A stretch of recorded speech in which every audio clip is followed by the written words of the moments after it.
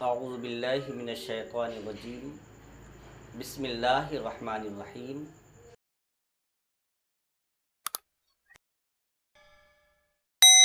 حضرت نوح علیہ السلام 900 سال تک لوگوں کو اللہ کی طرف بلاتے رہے، لیکن لوگ طرح طرح سے بہانے کرتے، مذاق بناتے،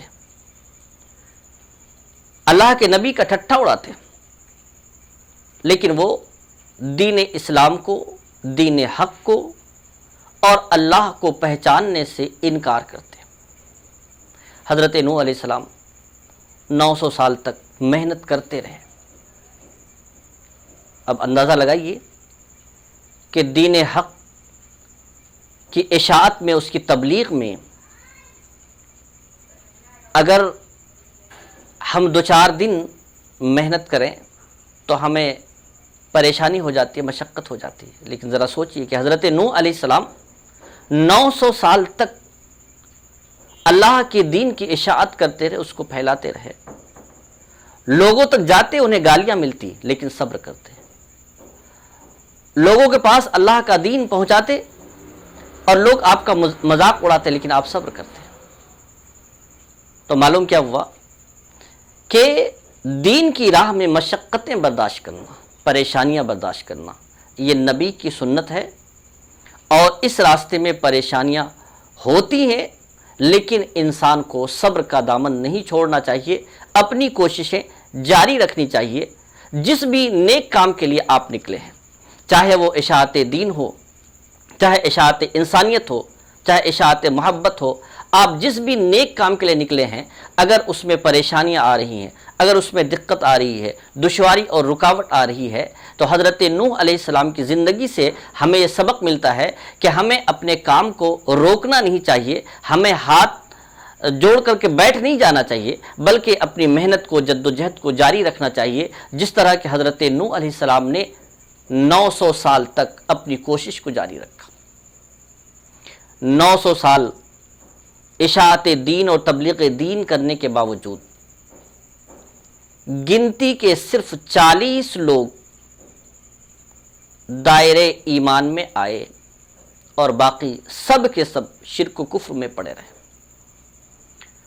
لیکن اب ایک دوسرا چیپٹر کھلتا ہے، اور یہ انسانی کلچر، انسانی ہسٹری کا یہاں سے ایک دوسرا ادھیائے شروع ہوتا ہے، اور وہ یہ کہ جب 900 سال تک لوگوں کو راہ راست کی طرف بلاتے رہے لیکن وہ منکر رہے، تو اللہ تبارک و تعالیٰ نے بالآخر پھر پاداش عمل اور مکافات عمل کے ترازو کو میدان میں لایا۔ حضرت نوح سے فرمایا کہ یہ اب راستے پہ آنے والے نہیں ہیں، آپ ایسا کیجئے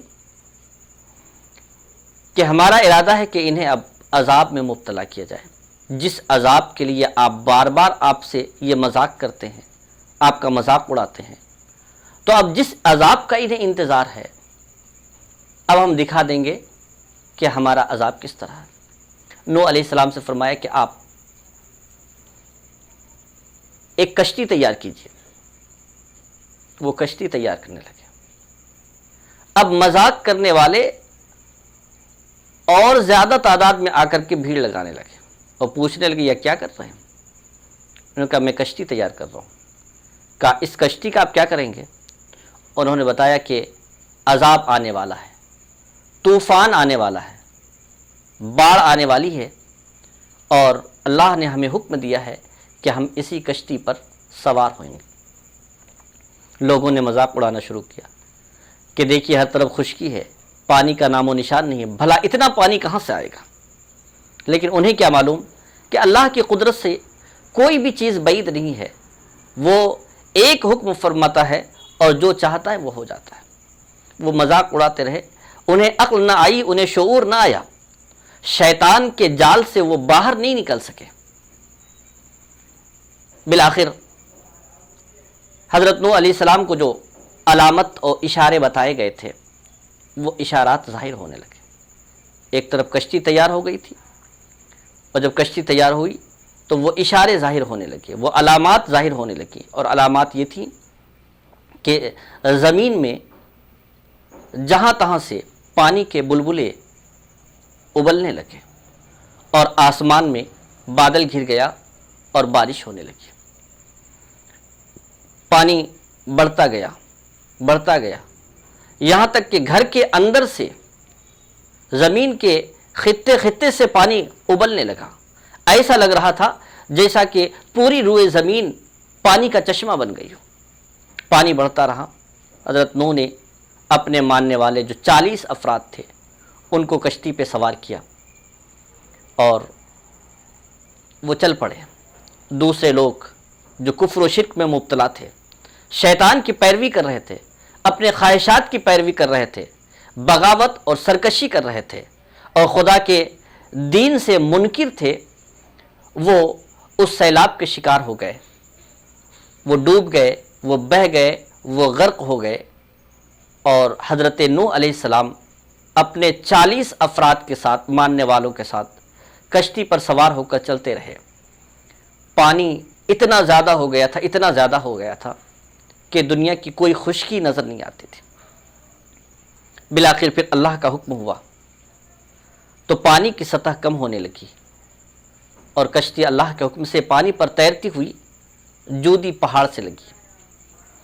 اس جودی پہاڑ کے سلسلے میں مورخین بتاتے ہیں کہ ارارات اور جارجیا کے پہاڑوں کو جوڑنے والا جو سلسلہ ہے تو اسی سلسلے کو جودی کہا جاتا ہے۔ تو جارجیا میں حضرت نوح علیہ السلام کی کشتی پہاڑ سے لگی، پھر وہیں پر آپ اور آپ کے ماننے والے کشتی سے اترے اور اس کشتی میں جہاں وہ 40 افراد تھے وہیں پر حضرت نوح نے تمام مخلوقات، انسان، حیوان، چرند و پرند، بہائم، پیڑ پودے اور تمام چیزوں کی ایک ایک جوڑی اس میں رکھ لیا تھا، سوار کر لیا تھا۔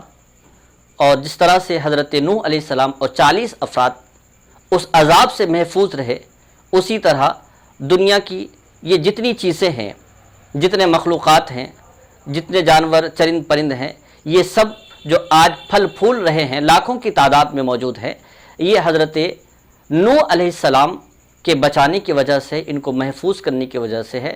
گویا ان سب کو نئی زندگی کی رمق دینے والے اور نئی زندگی سے آشنا کرنے والے حضرت نوح علیہ السلام ہیں۔ اس لیے حضرت نوح علیہ السلام کو آدم ثانی کہا جاتا ہے۔